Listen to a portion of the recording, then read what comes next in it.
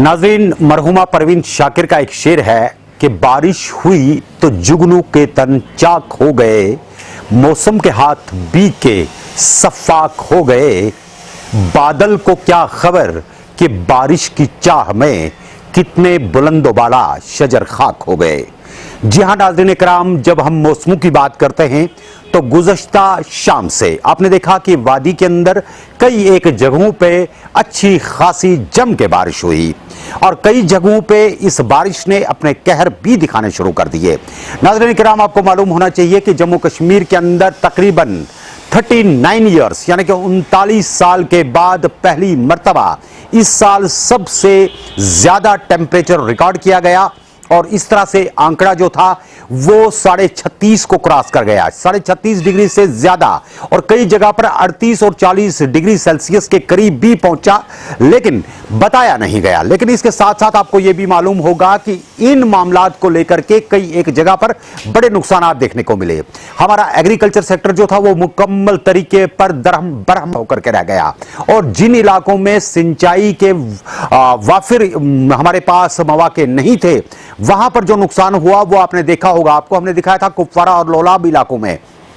किस तरीके से जमीनों के अंदर दरारें पड़ गई और धान की जो फसल थी वो मुकम्मल तरीके पर फना हो गई। इसी तरीके से दीगर इलाकों में भी अगर आप देखें तो एग्रीकल्चर सेक्टर जो है वो मुकम्मल तरीके पर तबाह हुआ और इस साल मौसमों की गर्माहट ने न सिर्फ कोविड-19 के बीच में आम आदमी के लिए और ज्यादा मुश्किलें खड़ी कर दी, वहीं इक्तिसादियात को भी बड़े दचके लगने शुरू हो गए। और इक्तिसादियात को जो इस साल दचके लगे उसकी वजह से हर आम और खास किसी न किसी तरीके से मुतासिर हुआ। जहां यह कह सकते हैं कि बाजार मुकम्मल तरीके पर बंद रहे, वहीं गर्मियों के बीच में आपने देखा होगा कि कई ऐसे इलाके भी थे जहां पानियों के सरजमीन पर ही लोग पानियों को तरसते रहे और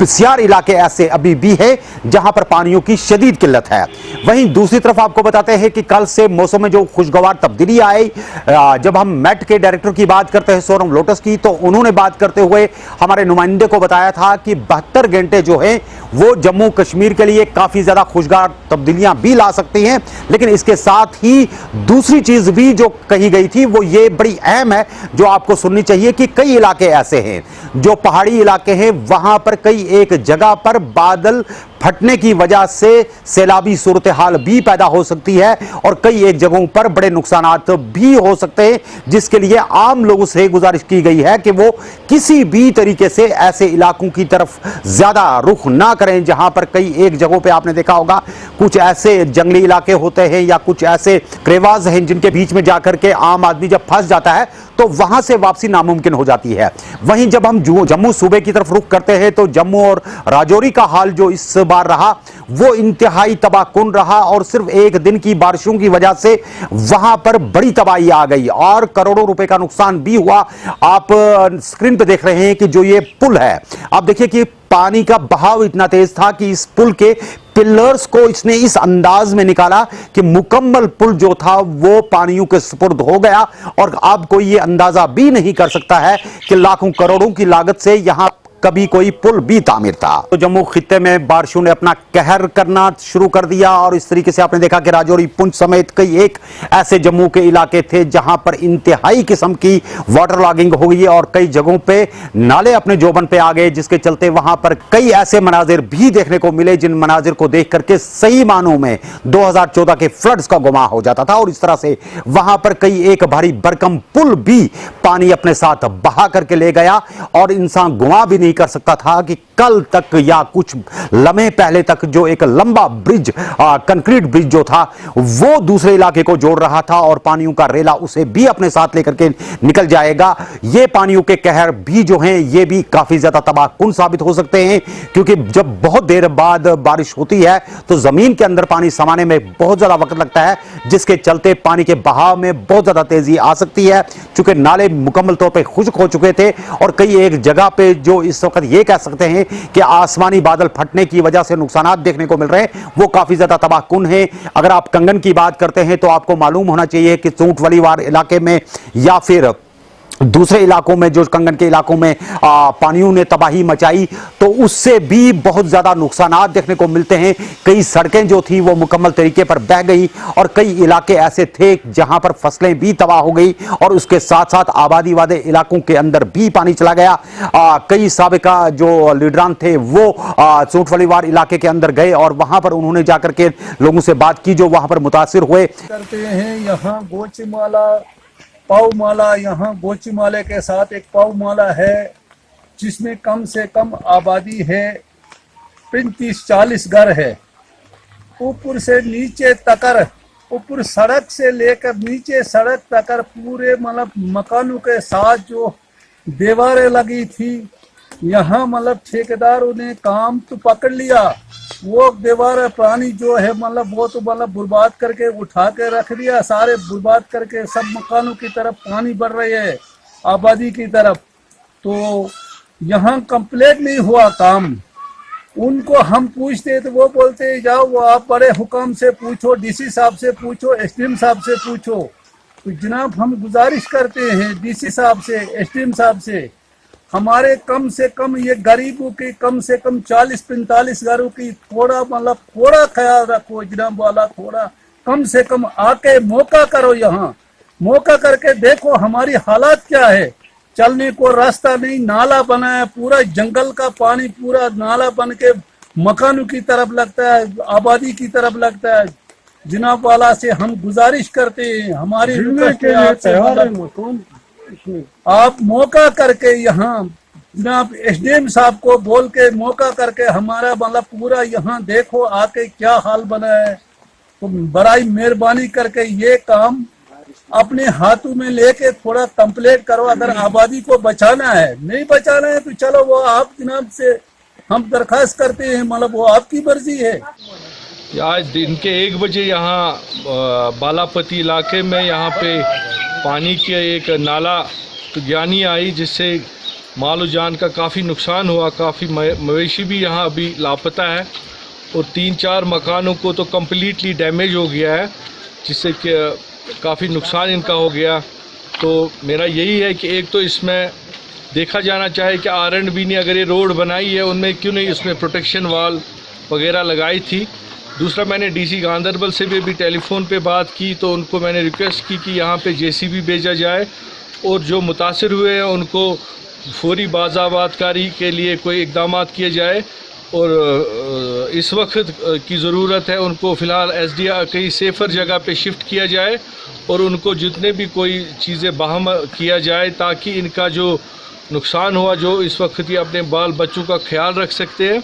इस वजह से तो हमने मौके पे भी देखा काफ़ी गरीब इलाका है, पसमानदा इलाका है और अभी बारिशें हो रही है, तो अभी रात भर अल्लाह रहम करे कि क्या बनेगा। इसलिए मैंने यहाँ पे भी लोगों से कहा वो अलर्ट रहे। वहीं शहर श्रीनगर की अगर हम बात करते हैं तो शहर श्रीनगर में भी कल रात देर गए से ही बारिशों का सिलसिला शुरू हुआ और इन बारिशों के बीच में जो सूरत हाल है उसमें ऐसा लगता है कि जो बीच में एक खिली सी धूप निकलती है। जानबूझ के हम ये प्रोग्राम स्टूडियो से बाहर कर रहे हैं ताकि आपको थोड़ा सा मौसम का मंजर दिखा सकें, लेकिन जो आने वाले अब कुछ घंटे बचे हुए हैं, खासकर हम अगले 50 घंटे की बात करते हैं, तो इन 50 घंटों में जो सूरत हाल है वो अक्सर बदल भी सकती है। और लोगों को हम यही गुजारिश करेंगे कि जहां पर भी बहते हुए नाले हैं या जहां पर पानियों का ज्यादा बहाव होगा वहां बच्चों को ना जाने दिया जाए। और सरकार भी अपनी तरफ से मुकम्मल कोशिश कर रही है कि शहरी श्रीनगर समेत ऐसे तमाम इलाकों पर नजर रखी जाए जहां वाटर लॉगिंग जो है वो जो हो जाती है। शहर के अंदर निकासी के लिए कई एक जगह पर सरकार ने पंप्स भी लगाने की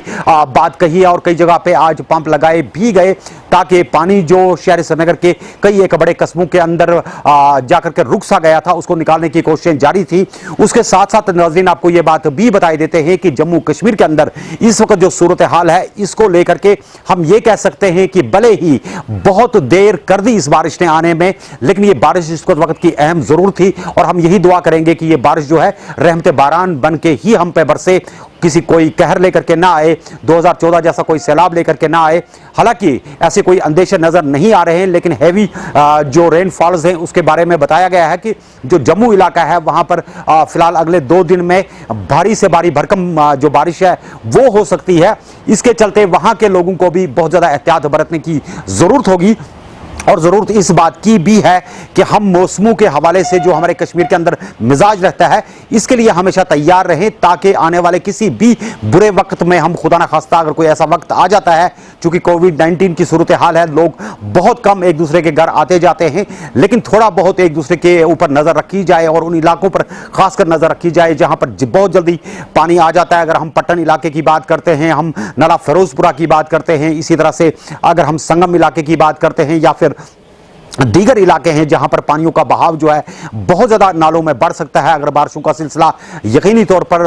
जारी रहा तो इसमें कई एक इलाके ऐसे हैं जो वाटर लॉगिंग की जद में आ सकते हैं। वो हमारे ही भाई होंगे, हमारे ही पड़ोसी होंगे, हमें उन्हें मदद करने की ऐसे वक्त में जरूरत पड़ सकती है। इसके लिए हमें जहनी तौर पर तैयार रहना होगा, क्योंकि ऐसी आफतों में हमने हमेशा ही मिल करके एक दूसरे की मदद की है और उम्मीद करते हैं कि मौसम जो है वो मेहरबान हो जाएंगे और जो गर्मियों के अंदर एक कड़कपन था वो भी धीरे धीरे अब टूट जाएगा। हालांकि महकमा मौसमियात का यह भी मानना है कि 3 दिन की बारिशों के बाद यहां पर एक मरतबा फिर गर्मी जो है वो अपना रुख दिखाएगी, लेकिन यह भी मानना है कि सिर्फ 1 या 2 दिन तक जो टेम्परेचर है वो काफी ज्यादा अप हो सकता है, लेकिन उसके बाद मौसमों में यकसर तब्दीली आ जाएगी, यानी कि एकदम मौसम जो है ठंडे हो जाएंगे। यही दुआ करेंगे कि कश्मीर के अंदर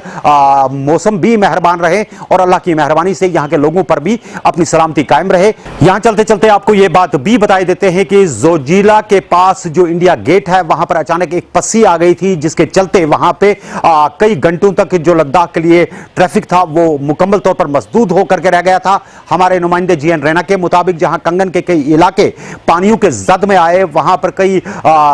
ऐसे भी रजाकार थे जो इलाकों में पहुंचे और लोगों की मदद के लिए बाहर निकले, लेकिन जो सड़कें मुकम्मल तरीके पर तबाह हो गई हैं उसकी तरफ सरकार को फौरी तौर पर तवज्जो देने की जरूरत है। और खासकर जो वाटर सप्लाई स्कीम्स हैं जो इसकी जद में आकर के नुकसान से दो चार हो जाएंगी, उसके लिए महकमे को सतर्क रहना पड़ेगा। यानी कि हम जल शक्ति डिपार्टमेंट की बात करते हैं जो किसी जमाने में पीएचई कहलाया करती थी, तो इस हवाले से भी कहे देते हैं कि इस वक्त हमें बहुत ज्यादा एहतियात करने की जरूरत है। आप खुश रहिए, खुशहाल रहिए और अपना बहुत बहुत ख्याल रखिएगा। नाज़रीन, दीजिए आज के शुमारे से हमें इजाजत। खुदा हाफिज।